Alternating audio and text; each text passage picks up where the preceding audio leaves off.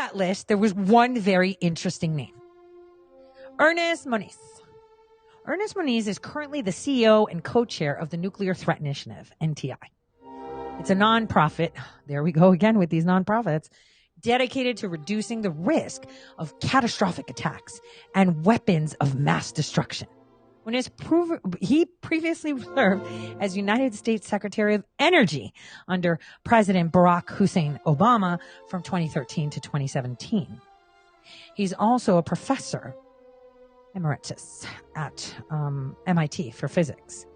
And he's a senior fellow at the Harvard Belfer Center for Science and International Affairs. Now, while we all know what Hillary Clinton's role was, you got to know about the negotiation. So let me tell you about the Nuclear Threat Initiative. Again, the Nuclear Threat Initiative is a non-profit. I mean, it's a non-profit on paper, okay? Dedicated to reducing the risk of catastrophic attacks. NTI has a very, very big interest in Antarctica due to the continent's potential of becoming a major source of conflict between countries, due to the abundance of natural resources, its potential for military activity, and its strategic importance for global climate change. What NTI is looking to do is to ensure that only scientific research and international cooperation exists. And the way they're doing it is to promote peaceful uses of the continent and protect the environment. It's strengthening and expanding existing Antarctic conservation measures, including the establishment of marine protected areas and the designation of Antarctic specially protected areas that would disallow any nation to enter.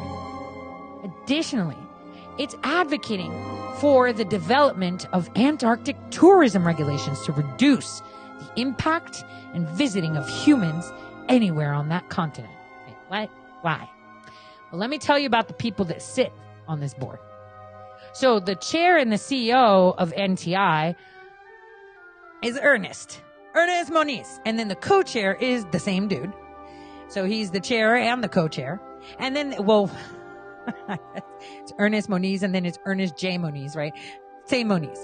And then Sam Nunn, wow, William J. Perry, Howard Berman, David Burr, Brent Scowcroft, Michael Bloomberg. That short night just appears everywhere, doesn't he? Richard Parsons, Joan Sparrow, and Peter Veggies.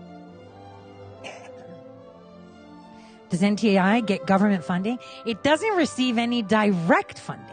Ha ha ha. But it does get a lot of funding from the Department of State's Cooperative Threat Reduction Program, the CTR program. That is one of the biggest money laundering washing machine fronts ever. Because it gives money, like millions at a time, to assist non-governmental organizations working to reduce the threat of weapons and mass destruction.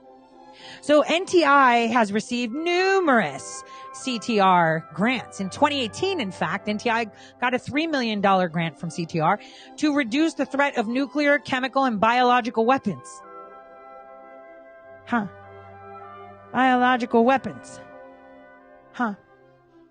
And in 2019, NTI received an additional $2 million grant from CTR to support efforts to reduce the threat of nuclear and radiological weapons. Now, that is very interesting, isn't it? I think it's quite fascinating, if you ask me. Who are these people? Who are these people? And why are they making laws so that we cannot even visit Antarctica and not allowed to be around there? This is a very important question that a lot of people should be asking.